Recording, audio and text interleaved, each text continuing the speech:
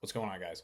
So, today I want to talk a little bit about this new movie that I just saw, the Super Mario Galaxy movie. This is, of course, the sequel to the Super Mario Bros. Movie that came out in summer of 2023. So, me personally, I am someone who grew up playing Super Mario Sunshine on GameCube and Super Mario Galaxy 2 on Wii, so I definitely feel like to some degree that I am the target audience of this movie. When the first one came out 3 years ago, to me it really felt like a breath of fresh air. We finally got an answer to what it would be like to explore the world of Mario and Mushroom Kingdom and all of these great characters in a film. The movie was packed with different callbacks and references to different characters and Mario games. Even if the plot of the movie was a little thin, it kind of held its own weight by keeping the audience engaged with all of these different cameos and little guest appearances that would have you going. So, to start things off, I'm honestly kind of surprised at the amount of discourse that's going on around this movie. It seems like there's a lot of people that were really disappointed at this movie's just general lack of a plot. Now, here's the thing, if you enjoyed the first movie, it's highly likely that you're somebody that would also enjoy this movie. The world of Mario is definitely present. There are lots of pretty colors and fun side characters that make appearances. Everything that the first movie does right, the sequel does as well, if not better. But I think that this sequel needs to do something more than just what its predecessor did, and ultimately, this one just fails to do anything to really expand this sequel for me. I'm about to completely spoil this movie, so if you have not yet seen it and are hoping to do so, please go ahead and click off this video until you can do that. So this movie starts with Rosalina getting kidnapped by Bowser Jr. because he wants to use her magic powers to power some kind of giant laser thing that destroys planets. Why does he want to do this? So that he and his father Bowser can rule the universe.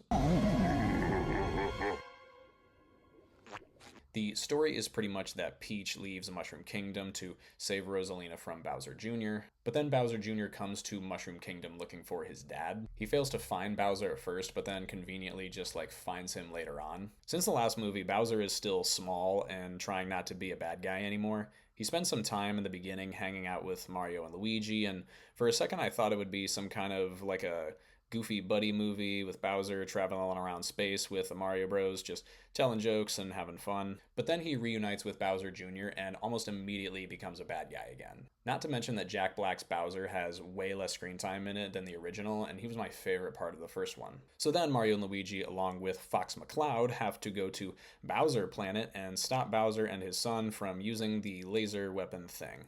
And then they stop him, and that's it. I do want to give this movie some type of praise. I do think that it is overall entertaining and will keep your brain stimulated for an hour and a half. Like I said before, there's all kinds of shapes and colors just flying all over the screen the entire time. The introduction of Fox into the movie was really cool, even though I really wish that they had found a way to kind of keep that more of a secret so that the in-theater reaction could have been a lot more natural and a lot more exciting. There's one or two other Super Smash characters that also have small cameos in this film, although there is no hint that they're making a Smash movie anytime soon. But that's honestly all the really good things that I can say about this movie. The biggest criticism that I have about this movie is pretty much the same thing that everyone else has been saying, in the sense that it doesn't really feel like there is much of an underlying plot other than the literal events of the film. Yes, a princess is captured and they go on this big adventure throughout the galaxy to save her and save the universe, but there doesn't feel like there are really any stakes or consequences. There's no character development or any characters that you really care for. A lot of the defense of this movie are people who claim that because the Mario games have never had a traditional story, that it doesn't matter if the movie doesn't have one either. But I think that this is a bad argument because it's a movie.